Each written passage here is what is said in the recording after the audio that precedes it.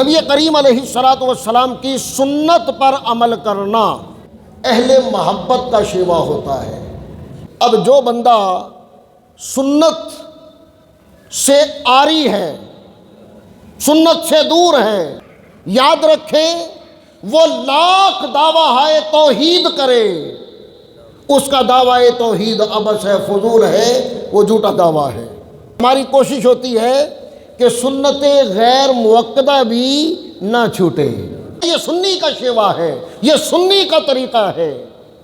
وہ کوشش کرتا ہے کہ اگر وقت ہے، عصر کی نماز کے لیے آیا مسجد میں، جماعت میں ابھی وقت ہے، عشاء کی نماز کے لیے آیا، جماعت میں وقت ہے، تو جو غیر موقدہ سنتیں ہیں وہ بھی نہ چھوڑی جائیں۔